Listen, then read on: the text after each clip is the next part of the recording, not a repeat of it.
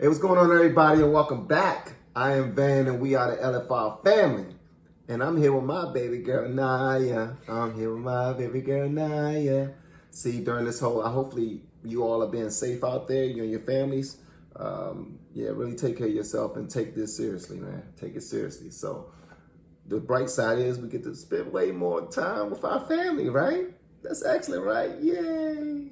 All right, so let's move forward. For this reaction right now, because we're not going to talk too much, we about to watch the Eminem interview. He's being interviewed by Mike Tyson. And it's on the Hotboxin podcast show that they had. That was my wife. So yeah, it was on the, the Hotboxin show. All right, so this joint just happened last night. Let's get it popping. And I ain't gonna be stopping too much. Oh, one last thing.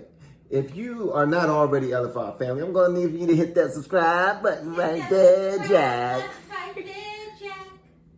Jesus. Are y'all ready? Let's go.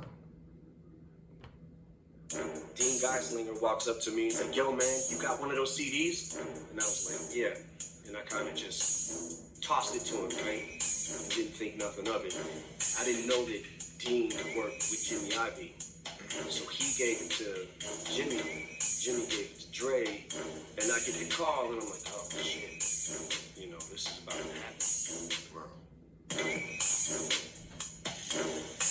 I gotta give me an interview. Like an intro like this, man. Y'all need to hook me up with What's the up, plug. everybody? Welcome to an on the motherfucking road Hotboxin. I'm Evan Britton. And I'm Mike Tyson. And we got motherfucking Eminem in the I'm house. Shady in the house. Yeah, you got Marshall right now. Oh, no, Shady's Sparring. like, Ty- this on? Yeah, it's Are we on. Yeah. Okay. I'm so excited, man. If I start getting weird, just stop me. It's all good, man. Weird is good on this show. Okay. Yeah, we get a little weird. Okay. Hold on, before he continues, I just want to say, man, just in case y'all are not familiar with Hotboxin, a lot of y'all, some of y'all aren't. So for those who aren't, on this podcast, before they interview people or sometimes while they're interviewing people, they smoke, they get high, they smoking cheaper, they kissing the sky, they doing all that other stuff that I don't know nothing about. I'm a Christian man. All right, amen. So that's what they usually do on this show. So if they seem a little high, they probably are. And I know we met at Kimmel, and I didn't get a chance to we didn't get a chance to talk, I'm such a fucking huge fan. Thank I you. can't even Thank you. I feel like a kid right now, man. Like, this is crazy. I remember I listened to your first album. It was a long time ago. It really didn't go nowhere, but I listened to it, and I heard you talk about cuss. Oh, yeah. Yeah, the first album, I believe it was. Yeah, man. I've seen, pretty much every documentary, every fight I've seen. Like, everything that's available. You know what I'm saying? Like, I'm humbled right now. I feel like a kid again. Why did you become who you were? Why did I become who I was? Why would you want to do this? I just loved hip hop growing up as a kid. I just, it was it spoke to me more than any other music I had ever heard before. From early Ice-T to Fat Boys, and then LL Cool J, Run DMC, Beastie Boys, and it just I don't know. It was I didn't first I was a fan of the music, you know what I'm saying, before I even thought about rapping. LL Cool J was the one who made me first start writing rhymes. And I was 12, 13 maybe. And it sucked. I wasn't good, but When I first started writing rhymes, mine sucked too. I mean, the more I started to write, I was one of the greatest. I knew this was coming. I knew you were about to say something about you writing rhymes. Look, I was one of the greatest, man. Was Vicious V. My name was Vicious V back in the day. It's a terrible name. Don't Google me. Please don't. Like I had to keep practicing and practicing and practicing. I gave it up for a little while, then I started again back when I was like 15 and started being able to kind of put songs together. And then I just was like, I'm starting to, I was never really good at much else, you know? So I don't know. Once I found out I was decent at something, I just kind of focused and just, you know, went for it. That's interesting, because I remember I was in a juvenile detention center, and we heard we heard Rappers Delight. We said, "What the fuck was that?" Yeah. How could it be? Because we heard it in the streets in our neighborhood, but we never thought it'd be on the radio. Yeah. And it was on the radio. We said, "What the hell was that?" And we were just all. See, Rapper's Delight, just in case y'all don't know about that song, man, that's one of the longest ever rap songs ever. Longest song ever. It hip hop, it hip it to the hip hop, and you don't stop. We rock it to the bang bang. Our music was being played on the radio. Yeah. You know. How about the fact that Rapper's Delight was like a seven some odd minute song? Yeah. And the radio played it. They played it from top to bottom. Like They played the whole thing. So off the hook. Still do. and then Nucleus jam on it. Jam on it. Yeah, man. Don't. I was like, yeah, I never really like got into rock and roll or R&B or blues or anything like that. I just like I listened to songs on the radio or whatever my mom was listening to in the car, but once hip hop came along, I just felt like, man, this is like, I don't know, I just was all in. Yeah, hip hop was I just can't even imagine it. It gave you pride. Yeah. You know, like us being the prototype of hip hop. At the beginning of it, it gave us pride to know that our music, people talk the way we talk, was being on television, being on the radio and stuff. Yeah. Yeah, it gave us a lot of pride. Could you imagine what Mike Tyson would sound like as a rapper? Man, I'll buy that album in a minute. It's gonna go platinum tomorrow. Yeah. And it's also like, it's just such a, if you think about like how hip hop from the start of it. Well, I was there. Yeah, and then it just like, oh, That was the front. Every hip hop I'm club, beginning. the whole New York police station out in front of the club. yeah, It was just, and if you went to a hip hop club and you were marked, people say, oh, yes, even in your neighborhood, you hardcore bebop hip hop, and it's, what the fuck you fucking with those niggas for, Yeah. Mike? That's what they used to say, what you fucking with them for? Even people in the neighborhood, what you fucking with them niggas for? But those was our people. All the criminals, the thieves, we all listened to hip hop. The money makers and everything, the killers, the robbers, all the fucking street urchins, we all listen to that. That's what we listen to. As soon as we listen to it, we enjoy it, but we surveying everything. We're looking at the people with the jewelry, the coats, the clothes. Before I go forward with this, I just want y'all to understand that this is a huge reason, and think about this now, why Lord Jamar don't really like him like that, because the soil of hip hop back in the day when hip hop first started, like Mike Tyson is saying, it belonged to the guys who was seemingly tough and walked around, had all the girls, had all the money, was probably bad boys.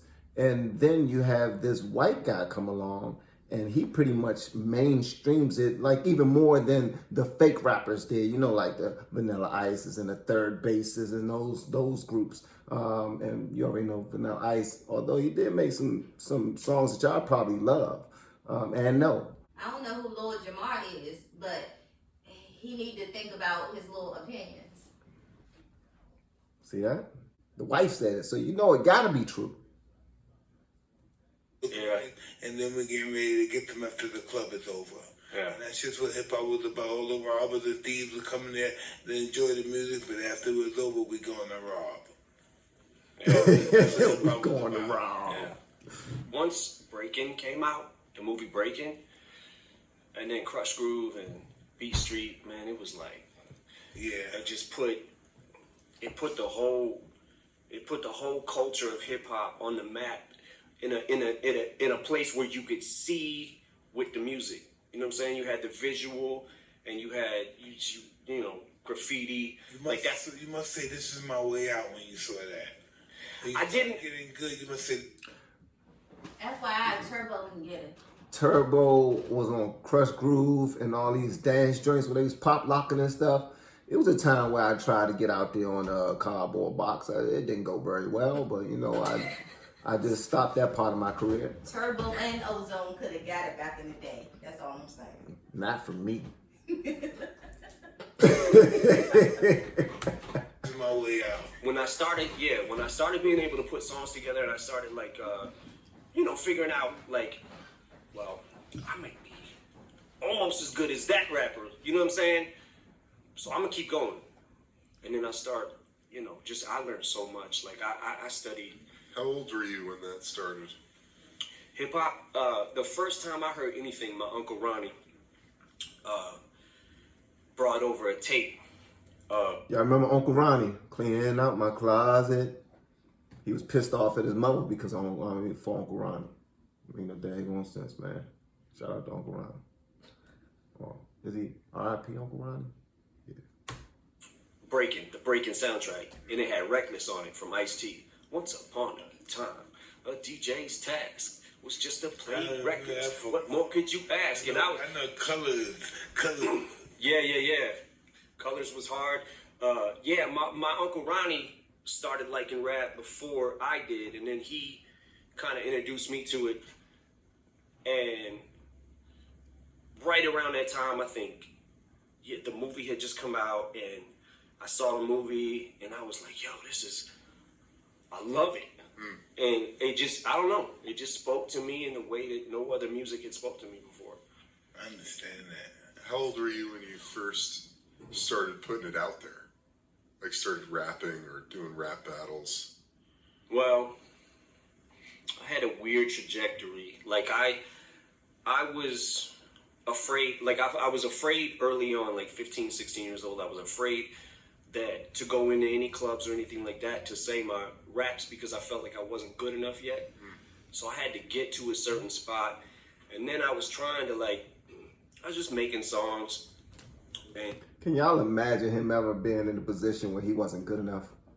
I mean, think about it. Does that not encourage you to get out there and do your thing? Like, even if you suck at it today, look at where you could be.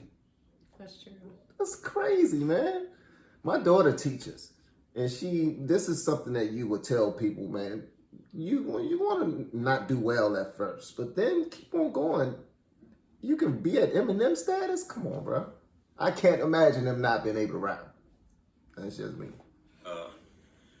One day I got a call from my boy Proof, and he was like, yo, you need to come up to the hip hop shop.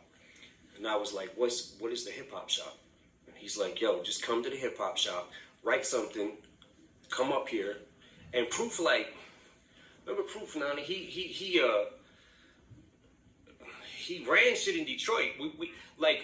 Me and him came up together, and we came up rapping together, but he would kind of go do his own thing, and then I'd be working at factories and stuff like that, and Proof was out there on the grind, and he started making connections, and then he met Jay Dilla, Slum Village, and a lot of the early Detroit hip hop that was exploding onto the scene. Proof was such a part of that. And I got a chance to, when I went to the hip hop shop, I was like, what the fuck? He was like, yo, I'll clear everybody out. I'll have 10 people, right? And you rap in front of them. And if they don't like you, they're going to tell you they don't like you. if they do like you and they fuck with you, then, So I went Proof there. was making moves, said the rap. I got some people jumping around and shit. And I was like, okay, this might be it for me. And then that's when we started having battles at the hip hop shop. We was having a battle every couple months or something. Yeah, every 2 or 3 months. But every Saturday, I would make sure that I didn't have to work till 4 o'clock because I was going to the hip hop shop every Saturday. So every Saturday for me was, and this is early 20s, was St. Andrews Hall on Friday night. Saturday, hip hop shop. Tuesday, Ebony Showcase, and then Anybody that knows Showcase, he said, "Fuck, I gotta battle him tonight. He's here." Well, that's what happened. I started battling, and then in the hip hop shop, the first battle that we had Hip hop shop. I won it. But what we was doing, Proof was taking names and he was putting them in a hat. Like if you want to sign up to battle, you just put your name in the hat. He picks a name, picks another name. So it'd be like Bizarre versus B Flat, and then they go at it, and it was and then me versus whoever. I remember one time I battled Conniver, who was in my group D12, but we weren't a group yet. I battled Vaughn, and then I just started I met a few people that got me out of just Detroit, and I went to 97 Scribble Jam, and I went all the way to the end, and then I lost to this guy named Juice, who to this day is still a really good fucking rapper. Oh man, if he wouldn't have said to this day, I would have thought he was talking about Pac on Juice, man. You know, when he turned into that beast, he got that 2-2, was it 22 or was it 38 special? It was something small. But then he said, okay, he's still living to this day. When he said that kind of confirmed it, because I don't know if you know this or not, but Pac passed away. R.I.P. Pac. Think that he's so good that it's okay that I lost to him. You know what I'm saying? But is he still in Detroit rapping? no, this was Cincinnati. Yeah, the Scribble Jam was in Cincinnati. That was 97, and then from there I met Wendy Day, and she put me on her battle team. She had this battle team that was an event in LA called the Rap Olympics, and she put me on that team. I went out to LA, and then got in that battle at the Rap Olympics, went all the way to the end and lost again, the last dude. And I was super discouraged. I just got evicted from my house. Had to break in through the back of the house. The dude that we was paying rent to, he wasn't paying the rent with it. So one day this is literally the day before I go to the Rap Olympics and thank God for Wendy Day, man, because she paid for my plane ticket. But that day, we're like, what the I come home from work, me and my boy, and we're like, what the fuck? All our shit is on the lawn. Oh, I know that. That's super embarrassing, bro. Yeah, that's crazy. Oh my God. Could you imagine, man, coming up in Southeast DC, man, we had a moment one time where that happened to us. But that used to happen to families all the time, man. When they just put you out, you come home, it could have been raining all day. And if it's sunny all day, your stuff won't be wet, but it'll be gone. Well, So on the eviction there, and they decorated your fucking lawn with your furniture. yeah, and people was rummaging through it You and gotta shit. wait outside for nobody to take your shit. Yeah, yep. So that happened, and then I had to break into the back because I had nowhere to stay. So I had to break into the house through the back window, which was my old window. Broke in, slept on the floor, got up the next day, went to the Rap Olympics, and by the first prize was The Rap $500. Olympics. And I needed that $500, man, and I lost. And I was fucking devastated. And then this kid, Dean Geislinger, walks up to me and he's like, yo, man, you got one of those CDs? And I was like, yeah. And I kind of just tossed it to him, right? And didn't think nothing of it. I didn't know that Dean worked with Jimmy Iovine. So he gave it to See how it all Jimmy. comes together, man? Jimmy gave it to Dre. And I'm back in Detroit now, fucked, right? I have nothing, nowhere to go. That's crazy. And I get the call, and I'm like, oh, shit. This is about to happen. Wow. Be encouraged, guys. It was fast. Didn't seem fast, did it, to you, huh? Nah, I did not. Yeah. Yeah. Nah. But, I just gotta say, bro, you are like a god to me. Bro, you've done so much in your life, man. It's just so crazy to be the heavyweight. I know we was just kids. I mean, I know he was probably just a little older than me, but I was really young. But I was here during the whole Mike Tyson thing, and I know how vicious. Oh my God. My big brother thought he was Mike Tyson. I'm talking about, man, he was our neighborhood bully, and my neighborhood was tough. My big brother was the neighborhood bully. Why? Because he always, every time he was training, doing push-ups or something, and was training me and my brothers, he always said that he was training to fight Mike Tyson. Could you hear him saying? I mean, but that's what he used to say, man. And so for Eminem to hold that much, that's right. Let's just move forward. Champion at 20 years old. Well, you're not chopped liver 20. yourself. He's 20. I'm just saying. Well, He I'm was- no, saying, Mike though, Tyson was but 20. I'm just saying, man. Like I don't know. It takes a lot to be the champ. Like it takes a lot, and you know, I remember seeing the first couple fights when I was younger, when you were first like starting to really pop. I had heard about, yo, you seen this guy Mike Tyson? Man, he's knocking motherfuckers out in 10 seconds. Like, and the first fight I saw was which one was the first You ever saw fight I his saw? I fight? think it was I Trevor think I Burbank. saw He a was sick. couple. Oh my Man, God. Not many. you knocked him down 3 times with 1 punch. Like I was like, what the fuck? And ever since then, it was like That actually happened.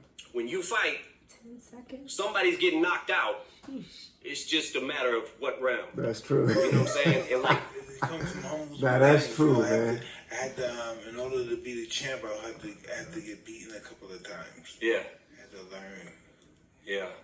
yeah, boxing is hard, man. Yeah, it's you hard. gotta Like get I've been boxing for like 13 years, just sparring, just messing around. I mess around with Emmanuel What? Stewart, and he's Oh, hold on. You hear that? Hold on. Somebody please tag Nick Cannon. I want Nick to hear this right here. You keep on talking about you want them hands, bro. He been boxing for the last 13 years, man. Go ahead and try him if you want. Try him if you want. Go to Detroit. You need me to call Trick and tell him to go and give you a pass so you can come to Detroit? Because I do it. You don't want to see them hands. You don't want to see the bars. And you don't want to see his hands, man. Eminem will punch you. He'll punch you right in your face. Goddamn face. The best. yeah, man. And all the champions back then. Yeah, Frank Jim was just so fucking, man, everybody was coming down here to see the fighters and stuff. yeah, Diamond Lewis had all the celebrities coming down there. He was the man back then. yeah, man. Yeah, he was such a nice dude, and he would come over. He'd come over to my house, and we'd spar like twice a week. He'd bring his boxers from the Crunk gym. I know And Ricky Womack, yeah, they were really great fighters. Yeah, this was- I remember the amateur when we were fighting for the Olympics. Those guys were really great fighters. yeah, man. And Emmanuel was like, this was like, You know what I love about this, man? Nobody's doing any interviewing. They just sit down and It's have a just a good conversation. conversation.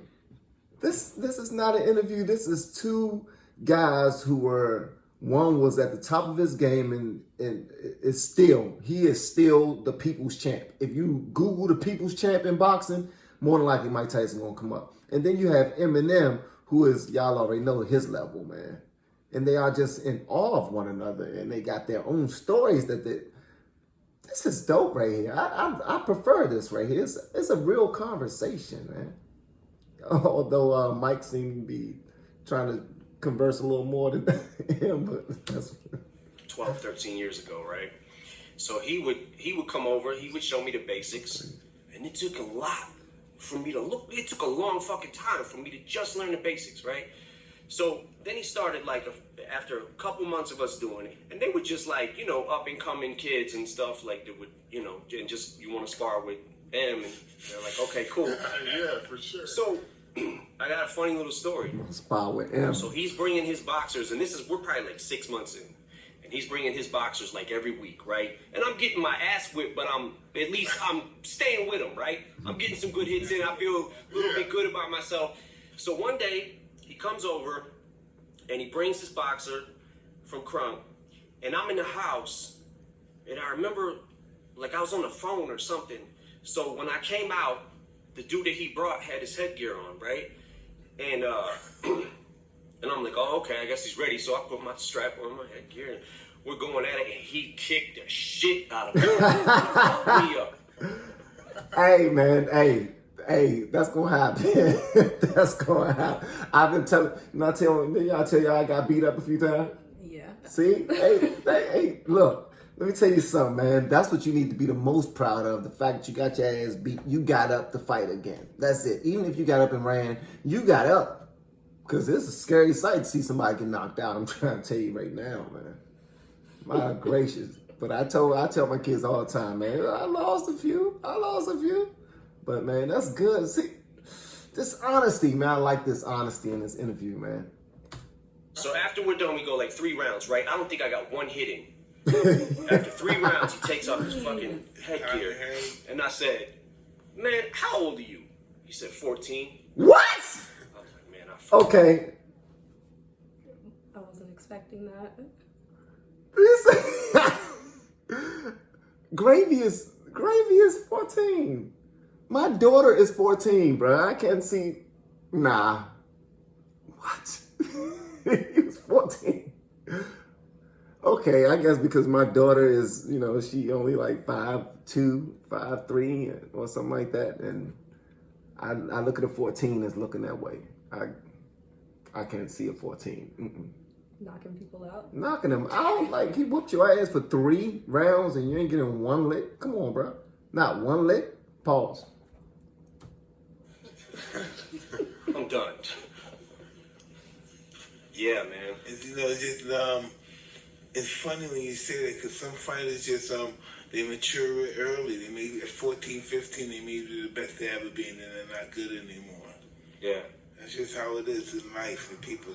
They mature. They peak at a certain age. I peaked at like in my 20s and stuff. I love that, man. Some of us, man, take a little while for us to get in our stride, but once we do, we moving. That's tight, man. That's tight. Some people peak in their 30s. Some people peak in their teens. It's just weird.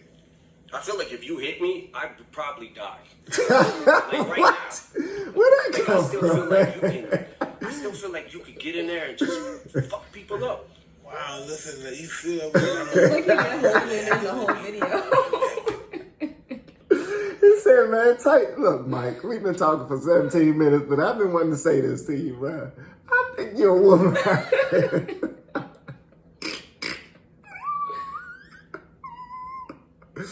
Oh, my gracious.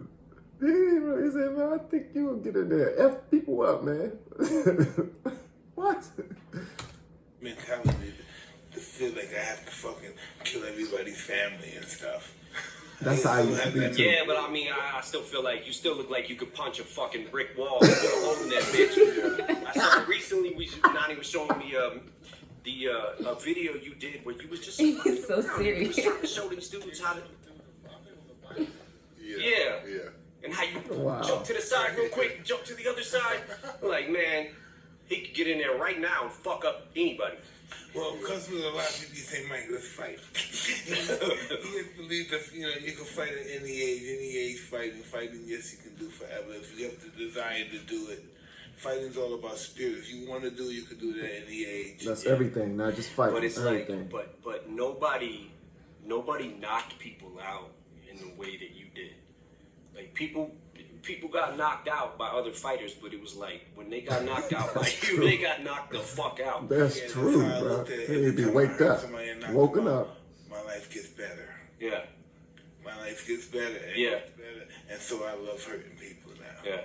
Because my life is getting better, and I'm getting the fucking girl, I'm getting the mansion, I'm getting the plane, I'm getting the boat, I'm getting whatever I want. So hurting is beautiful.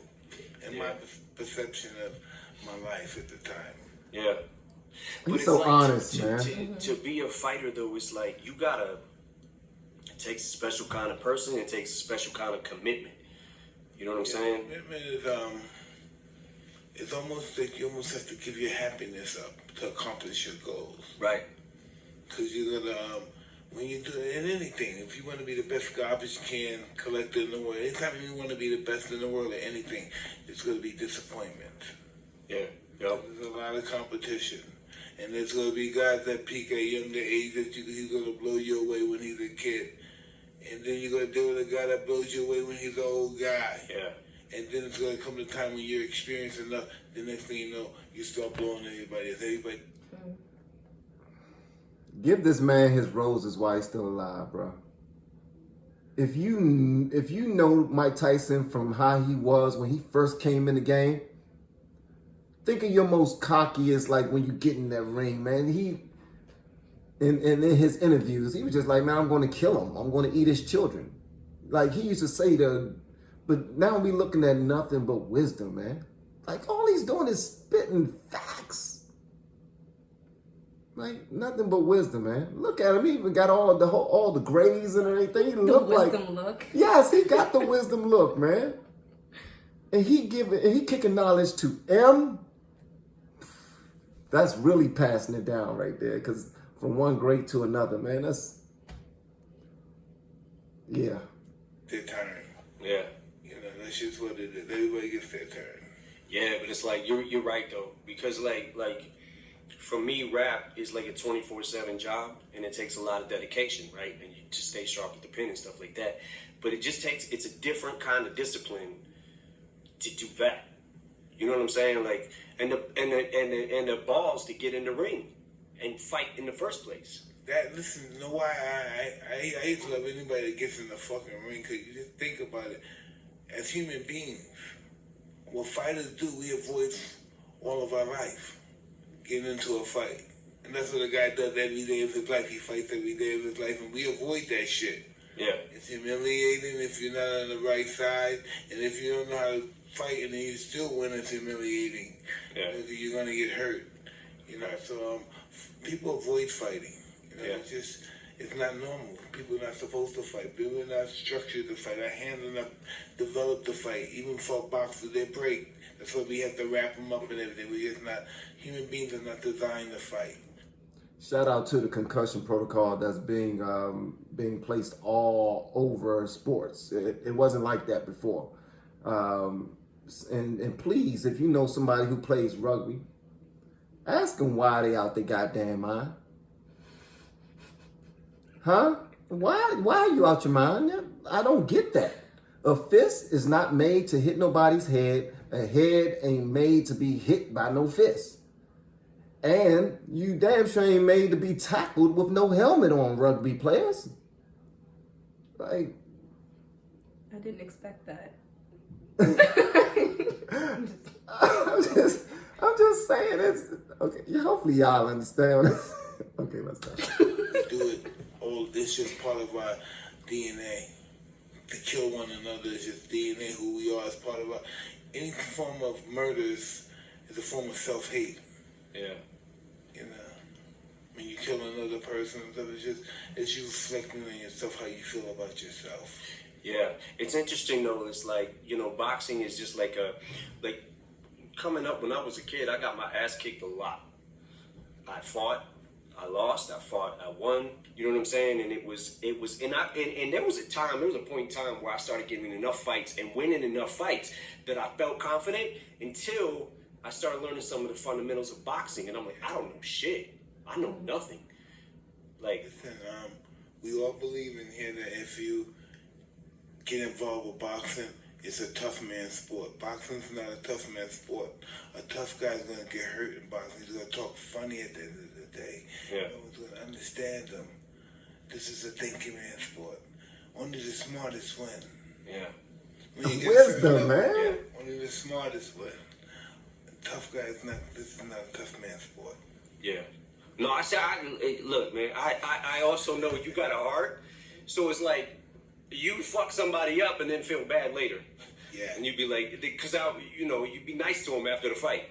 Like, I hate you during this fight, and then I don't hate you anymore, and I actually feel bad because you might die now.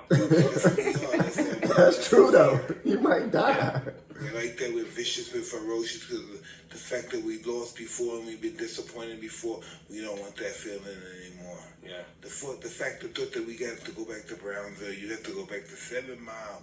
That fucking fear. That's our biggest fear, to go back where we started. Yep.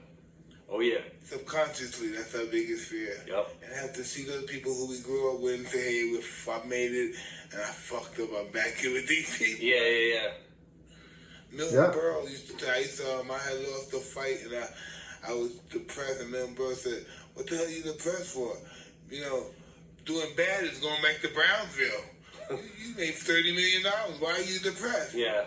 He's the old Jewish guy, these Vauxhall guys can't understand why these guys lose a fight for $30 million or $20 million and now he's crying. Yeah. He think he's gonna understand. He said, if I want to watch, he never went to the fight. He said, if I want to watch two millionaires fight, I used to get out of my house in Beverly Hills. Yeah. 'Cause they were fighting. Right. Hey, but Shout out to Deontay Wilder. Just now got his ass beat for like 30 million. And now the fool got the nerve, got the gall, got the gumption to think about fighting Tyson Fury again. Black community, we need to come together and let him know, no, baby, it's okay, baby. You ain't got to fight him. You ain't got to go back in the house. Go back in the house. Let me talk to him. Let me talk. You ain't got to fight him again, bro. Take the $3 million buyout. Man, don't risk your life over $30 million. You hear, Mike? they want to say you say we really entertain your emerging in rap. We thought that was beautiful. Everybody, all nationalities and everything. We had to say you're the best. You put it down. We watch you battle. We watch you not battling, but we watch you. We watch you. Did he say we watch you say you're the best? Y'all lucky this is a long journey because I was rewinding. Compared to the best, we watch you do songs with Jay-Z. We watch you do all those guys, and you got really ill. Oh, thank you, man. Yeah, Thank you. Yeah, one of those songs he said, yeah, you saw me before. I didn't have all these swords before. But you said all of these guns and swords before. That was dead wrong. Oh, yeah. Yeah, you met me before. Oh, Yeah, you didn't have all these guns and swords before. Yeah. That was dead wrong with Biggie Smalls. Marshall was stepping in the door. Yeah. I lay your head on the ball with your body spread on the bedspread, red on the wall, red on the ceiling, red on the floor. Get a new hole, man. The second, bet on the third, then she dead on the fourth. You dead wrong. You know you gotta put it down. If you don't put it down, people gonna say, "Oh, nigga, he shitted on you." I mean, that's how I feel anytime I get on a song with anybody. Yeah, It's like, man, if I don't try to, like, I have to, just having that hunger still and trying to, like you said, it's not about the money all the time, right? So it's like when you lose a fight and you get depressed, it's because your competitive nature and your competitive spirit is wounded, right? Because It's the reason that we started doing this, because we're not good enough. It goes in your mind. Yep. We're not good enough. Yep. He's better than me, and it Yep. fucking kills you. Yep. Somebody who's better than you, and you believe in your head that you're God or you're the best, or whatever you believe you are. yeah, Yeah. yeah, man. Yo, you was dope in The Hangover. Hey, listen, man, I was just very happy to do that. I was like 200. Yo, let me ask y'all this, man, because it's titled Eminem Hotboxing with Mike Tyson. Mm-hmm. But it sounds like Eminem is the one doing the interviewing. Yeah, I was thinking that too. Like, is he okay, let me get this. Do I have this backwards? Because I see Hotboxing and I'm thinking that but it is on Hotboxing show. So, okay. Maybe this was set up so Eminem could, I don't know, man. It just seems like Eminem. Chilling with Mike Tyson, I guess. Yeah, he chilling with Iron Mike and getting all his wisdom, man.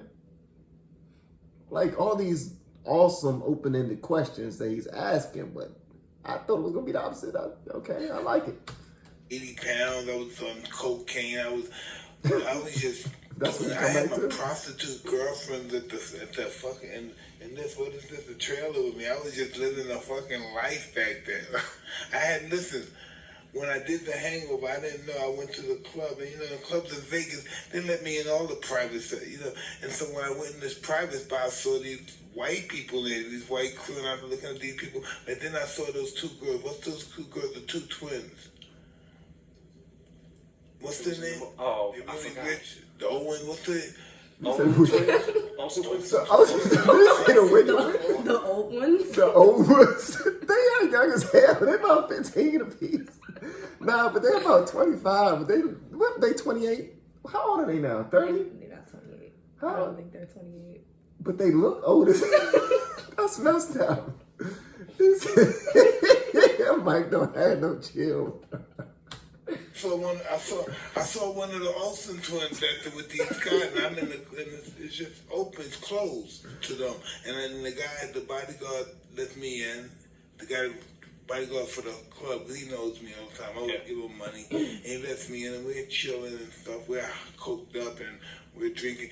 And then they look at me and somebody comes over and says, "Hey, We're doing a movie with you in 2 weeks. We're doing a movie with you. I said, when? He said, in 2 weeks. I said, fuck, I didn't know that. What the fuck? I didn't know that. And so I'm going. He didn't even know. I'm doing this set and stuff, and I'm just a mess back then. So I do this movie, and I don't think this movie is shit. You know, I'm high all the time, and then I'm in a restaurant. He's so honest, man. You see one of those buses, you know, the tour bus. They see me, they must have went to the movie and saw the preview because the movie wasn't out yet. Yeah. And then when they saw me, it must have been like 30. They all got off the bus and said, "We love you, we saw you in the movie." And then my friends look at me, now no longer would. They say, "Hey, we got that. Hey, we're back. Hey, we're back." Yeah. Yeah, and then that's been a wrap ever since. And Todd Phillips been my friend. And I was in the club, I don't know what club I was at, but it was a movie theater. And I went there and everybody was all over me. And the guy that produced Hangover, Todd Phillips, who did the Joker, he looked and he said, "Listen, I feel proud because I feel I'm a part of this." Because he saw everybody coming up to me.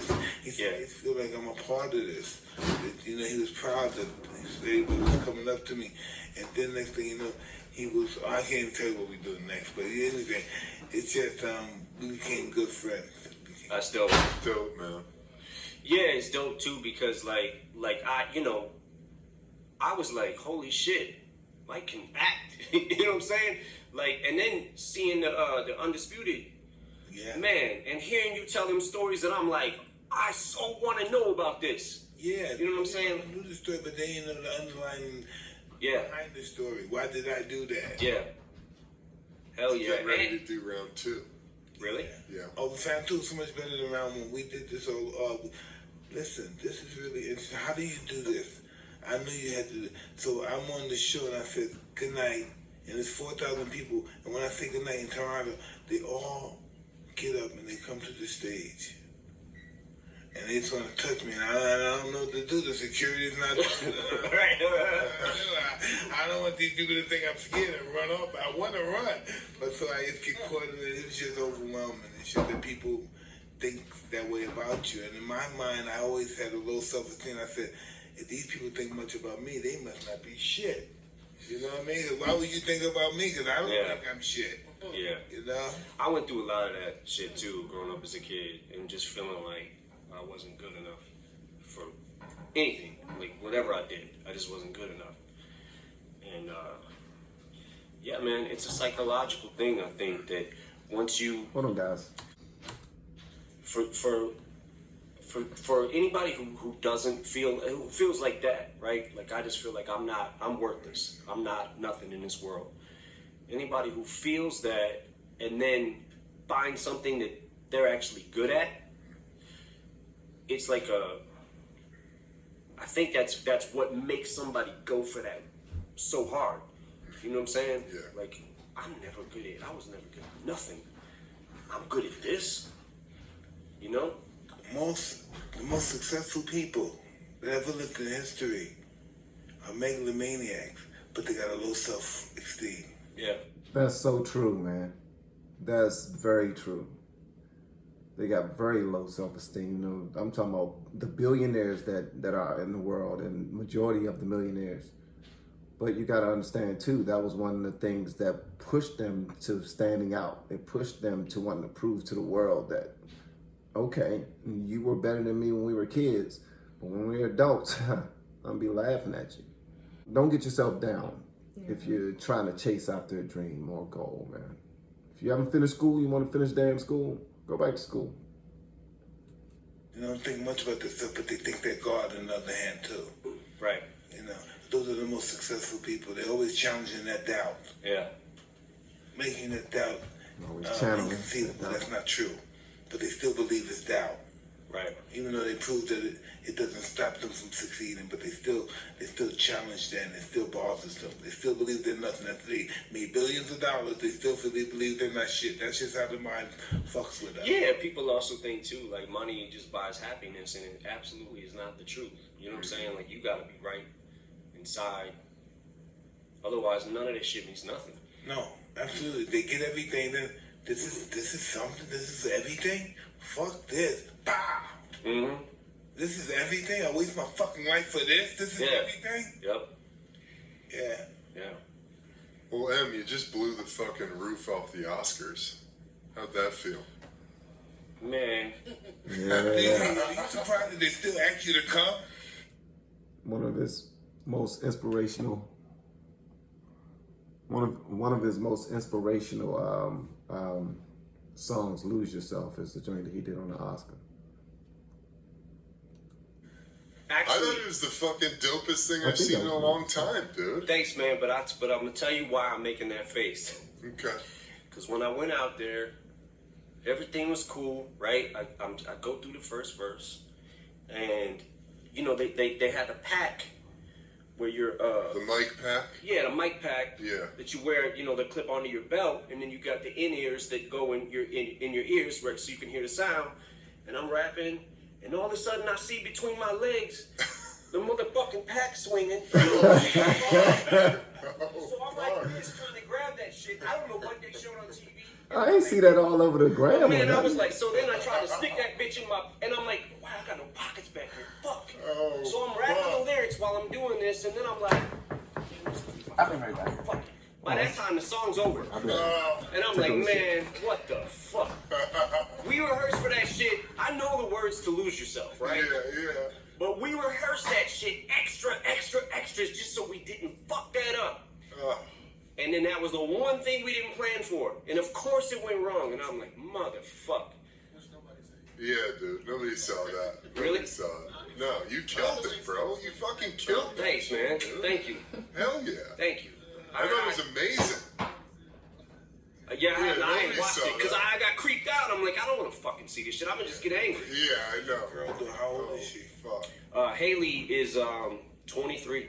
What's that like? She has boyfriends and stuff. She has babies. Not babies. Nope.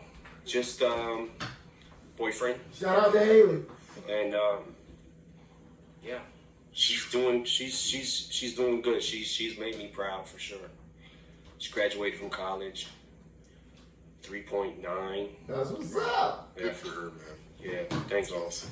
How's that feel? Way to brag on your 23. kid, man. That's I was just awesome. listening to Slim Shady Yeah, and listening yeah. to that. It definitely is crazy. It definitely is crazy. I have a niece that I have helped raise too. That's kind of like a daughter, pretty much like a daughter to me. And she is 26, and then I have a younger one that's 17 now. Aww. So when I think about my accomplishments, like that's probably the thing I'm the most proud of, you know, is being able to raise kids. You know, most guys like us that are successful and stuff that supposedly have it all, our kids are fucked up. You know, Yeah. they're fucked up. They never had the life that we had. They never struggled. They never know struggle. Without struggle, there's no progress. Yeah. And that's why they don't progress, because they don't struggle. Yeah. Yeah, it's definitely important to keep your kids grounded when there's situations like we have, right? Yeah, It's like, absolutely. it's very important. Yeah. What happened? You were running around like a crazy person, so I paused it. You should have kept it going, baby girl. Well, hey, brother. Thanks for coming in. Really, you got to get back to your shoot. It's all good, man. I'm so honored that you would even think to do this, man. We I'm love you, nigga. Dude, you're the fucking man, bro. Come on. yeah, but like I said, man, I can't. You know, I told you I was gonna fan out on you, and if it gets weird, just stop. It gets good, weird. You're motherfucking Mike Tyson, man. He said if it gets weird, like he's going, man, look, go ahead. The world. You're fucking Eminem. Listen, Eminem, listen, let me tell you something, right? I've been to Detroit for the All-Star. Remember we had All-Star, some shit in Detroit. And I remember I've been to Detroit because I fought in Detroit. You know, I listen. So, and I'm from Brownsville, that's similar to Detroit. What's the possibility of you being a 7 Mile, from 7 Mile, now you here? Now what's that? What's the percentage that? That's what I think. How do a guy in 7 Miles get out here? How do you get out here and you don't got shit and you're destitute? Yeah. You know how did it happen? Because it's ordained by the universe. Me and this guy, Things man, came together. Denon went through a lot of shit. Like when we were kids ourselves, right? Shout out to Denon. Denon, just in case y'all don't know, I know most of y'all do know, but Denon produced my favorite song on the Music to Be Murdered By album. Yeah, yeah. Yeah, yeah, yeah, yeah. Y'all know what joint that is. That's one of my favorite joints on the whole album. So, no. So we're about to go ahead and, we're coming to the close, but yeah, that's Denon, man. And also shout out to Eminem for taking the opportunity to, I brought my man with me. Y'all ain't say nothing about my man the whole time. You know what I mean? Yeah. And he's sitting in there, so that was awesome of Eminem to say, you know what I mean? And because the dude had already closed out the interview. He's like, so it was a great interview, man. Thank you for coming by. And then he said, then M just kept it moving and said, look, man, I just want to point out my man. That's big, man. And he ain't got to do that because Denon been with D12, been back in the day for a minute, man. He put his work in, bro. I just want to point that out for those who didn't know. That guy, he did some things. Yeah. Play Ya-Ya. My reaction of Ya-Ya if you haven't seen it. And we were still, when I met Denon, he had just started making beats. And we met through a mutual friend, IQ, who was a rapper who was actually on my Infinite album. And IQ introduced us, and then we grinded until, like, he went through a lot of this. We went through a lot of the same things together coming up, right? So it was like we did it together. We worked the same job. We were roommates. We had, you know what I'm saying? We lived in houses together.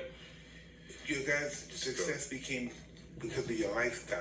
Hold on, time out, man. I just want to go back and reiterate, bro. I think that moment right there was probably my favorite part of the joint because, like, I brought my man here and y'all didn't even acknowledge him, you know what I mean? And he might just be there behind the scenes, just I'm sitting in the room. I ain't expecting to say nothing. Yeah. But what does it look like? Optically, what does that look like to the people that are viewing? They're like, whoa, they didn't even say nothing to his man. What's up with that?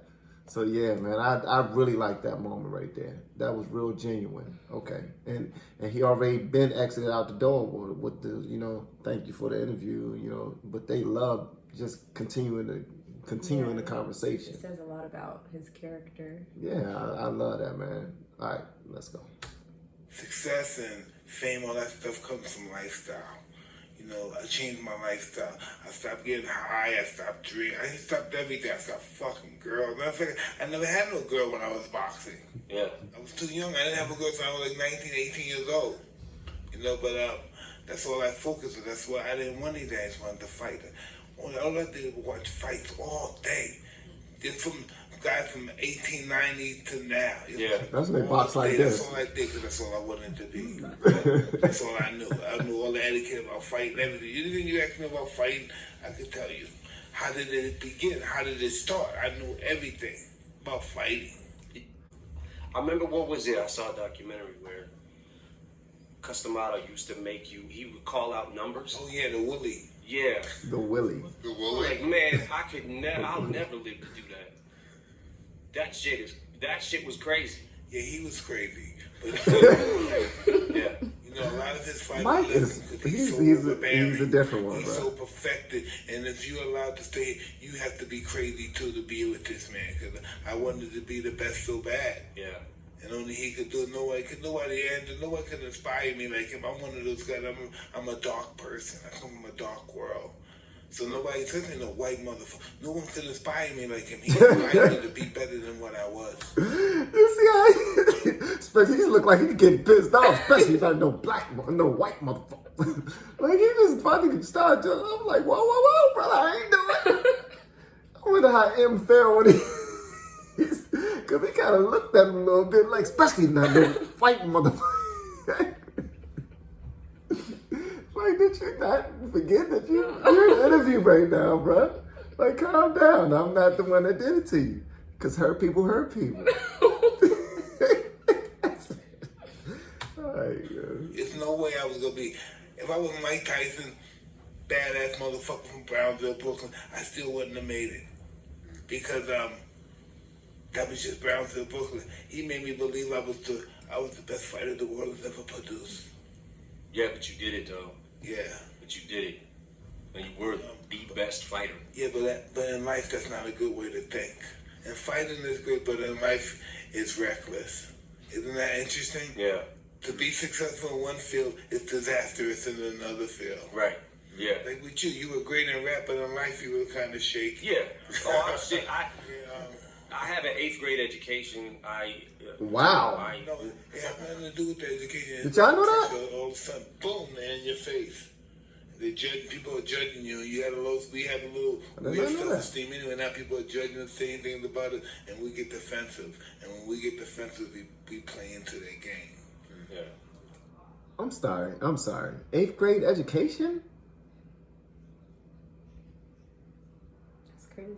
So that means every single thing that he's learned after that, he either taught himself by reading books or doing something else or through life, or he hired tutors or something. But the dude, That's so tough. that just shows every single part of his life. He's just that driven, because I already told y'all he's a freaking nerd. Y'all listen to his rap lyrics, bro. He's a nerd. That's surprising right there. Yeah. I should have known that already, but I guess I'd proven to y'all that I'm not a stan. I am a fan, but I'm not a stan. Not yet. Y'all might nah. Yeah. But still, even though we do that, this gives us our attention, and we get reputations for being crazy and unstable and drug addicts and stuff. And then we go through the whole recovery thing. Listen, the best thing that ever happened to me, I got involved with the recovery program because I met great people. But I'm a, what am I? What I am? I am a relapse specialist. Wow. I have to relapse. Even if I'm 5 years straight, then I relapse. Oh. My relapse is like, my relapse starts with thinking or me jerking off a lot or something. You know, no, that shit that just start me off. Oh, Mike, I'm watching this with my daughter, bruh.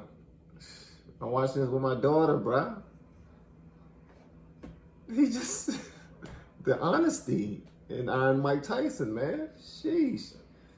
I was about to say something about the relapse specialist. I forgot what I was about to say. It was going to be good, too. My porn, and I start jerking off, and then I start looking at fucking pregnant. I look at people who I never thought about fucking and stuff, who's real close to me. And Did you say look at you look at pregnant women after that? Because he's about to say that. Maybe he's just thinking pregnancy, because he just not asked the question not too long ago. Was Haley did she have any babies? So that might be still in his mind a little bit. You know, babies, pregnancy. I don't want to go down that rabbit hole. Sheesh. Mike, that's who I am. that's who you You know what I mean? Those are my habits, and those are my flaws. And The shit. honesty, though, is amazing, man. The people around me, man, my people think I'm fucking nuts. Yeah. No, you should feel sorry for the people who are not nuts that are around you. Yeah. If you're not crazy in this crazy world, I really feel sorry for you. Yeah, I think my circle of friends is definitely somewhere in the ballpark of my insanity. There's no Just to be friends with me. How do we live in this world? How do we find out our purpose?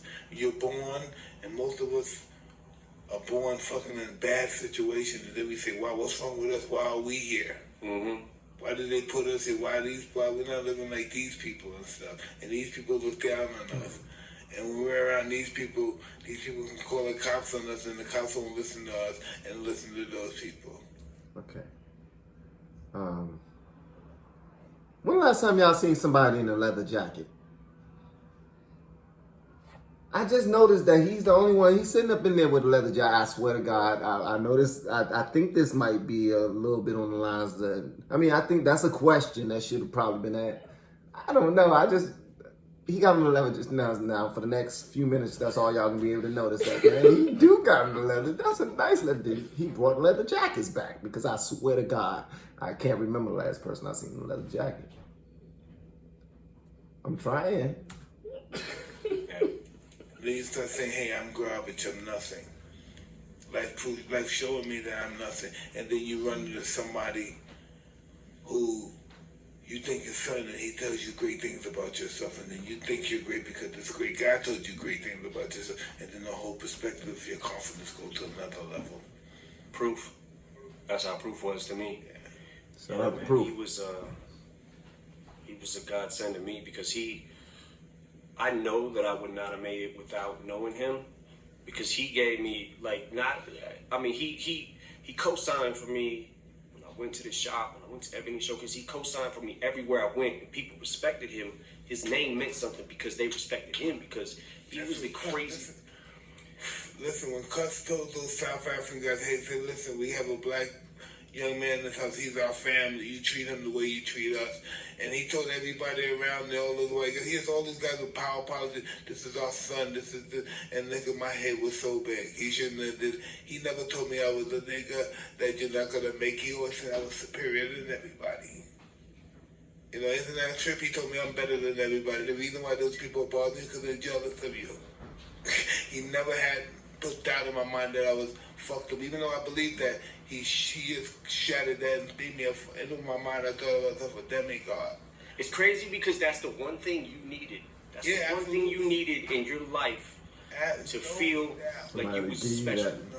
That's how Proof made me feel. My confidence was so low. I had such a low self-esteem. I was just when I first met Cuss and I saw his house, I'm gonna rob these white motherfuckers. and then he kept talking to me and gave me self-esteem. And then he made me want to be his wife. If anybody said anything about him, I would kill them. I don't know. I can't say if Eminem is getting a little uncomfortable, but I'm getting a little uncomfortable, bruh. I mean, I was getting uncomfortable just looking at his jacket. See now, It's pretty she's looking at her jacket because it's leather, dude. Not because it's leather. Nah, but that's dope to have somebody in your corner like that, to be able to, believe in you that much and push you toward greatness and always protect you and watch over you. But, my Grace, he said, anybody disrespect him, I'm going to kill the mother. I believe you.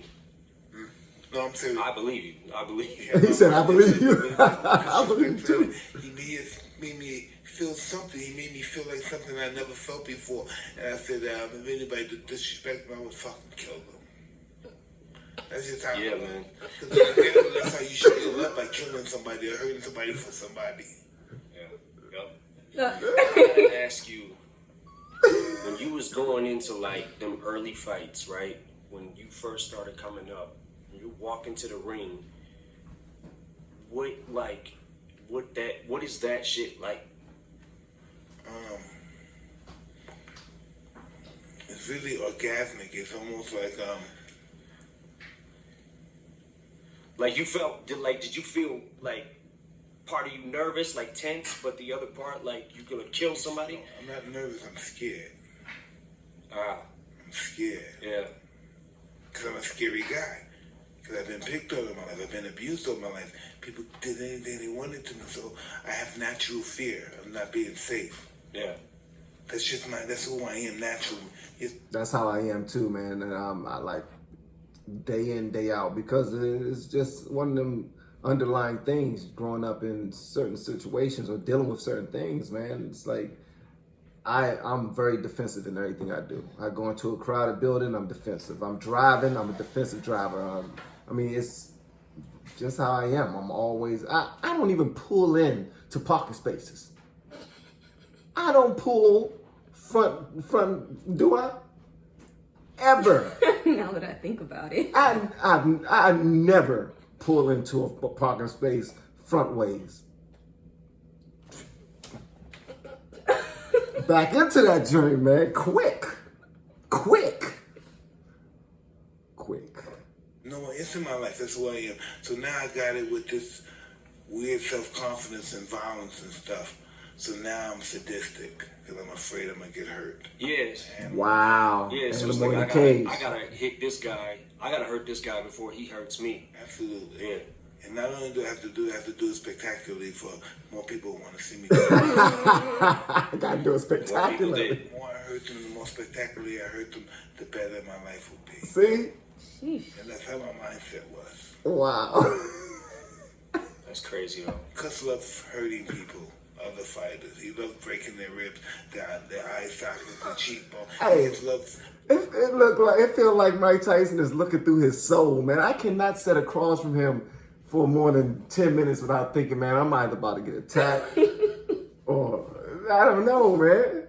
He's just a mean looking brother, but his spirit is soft and soothing and warm and everything. But it's just, he just looking at him like, didn't he keep on talking about white mother effers and. Yeah. All right, let's hurry up. We got what? A couple more minutes? Let's go. He is wonderful to see how people work under those circumstances. Yeah. And, I just never seen nobody like hit so hard. Bro. I don't like that's gotta be something. He like, hit hard, bro. Like what is that?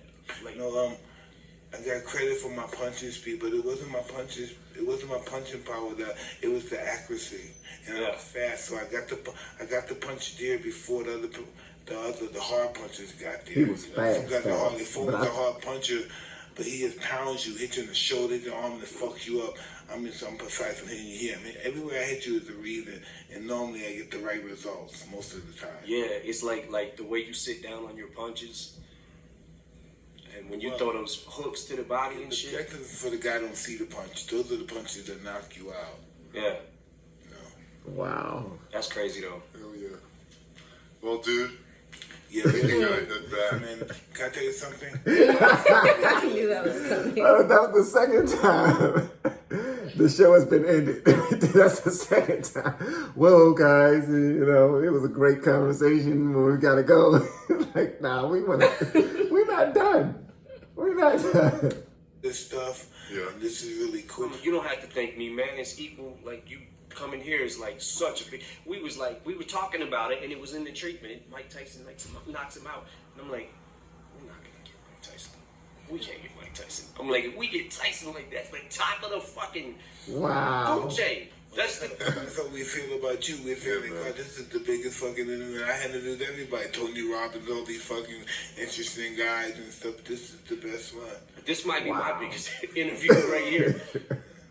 Yeah, man. That's crazy. You're the man, dude. Thank you. Thank you, bro. Thank you, man. And you're not no guy somebody gave anything. Everything you got was fucking. There you go. Not even giving you fucking slave for it. You know what I mean? Yeah. You're the only white guy that knows what it's like to be a nigga. Oh my God. Okay. Not sure how to answer that. I'll be right back. You stay right there. Yeah, nah, man. It's A few white guys that know that impression, like, fuck, I ain't shit, they ain't doing me, like, they treat me like a fucking nigga. I mean, he probably said the fucking black get treated better than me. I mean, How do you respond to that? Yeah, we do. Yeah. We do. But yeah, man, I'm super honored. I can't believe we were able to get you for this video. Man, that's awesome, man. It's a fucking honor. Everything in life is you know, it's always mapped out from our birth to our death. It's just as how it's ordained to be. It's planned How to do be. you respond to that? That's about being. Marshall's too humble to be, huh? How's that feel being so? We can't. Being We sober? don't have time. I'm used to it now. Hey, everybody. First. Thanks for watching this episode of Mike Tyson does Hotboxin. not care. Thank you, Eminem. Thank you to our brother here for joining. Yeah, man. Until next time, I'm Evan Britton. I'm Mike Tyson. I'm Marshall Mathers. And if we didn't have to do a video right now, I'd be sitting here probably asking like questions for another 2 hours. We'll do it again. We'll do it again. Part bro. 2. I really appreciate it. Thank you. All right. Oh, I want a picture too. Hey, look, man. First of all, I just want to say this, bro. Okay. Mike Tyson is one of the realest niggas I've ever known ever, man. He's one of the realest dudes out there. Eminem is just one of the most humble. The dude ain't brag on himself one time on the show. That's why I said M is humble. But Mike Tyson was like, yeah, man, because I was fast as hell. I was fast as a mother effer, you know? And I knew how to hit him in the exact spot. But it was just a phenomenal interview. And what he said at the end, man, about M being a nigga, he was pretty much telling Lord Jamar, he is not a guest, bruh. He is family, bruh. He been through just the same stuff we've been through, exact same stuff. And then he had to deal with the race thing. I'm just saying, bro. So, what you think about that? I agree. Makes sense. Yeah. I didn't expect for him to say that, so. But yeah, I could see why he would say it. Yeah, that was dope. All right, guys. So until next time, Mike Tyson, drop the mic on y'all. Cheers.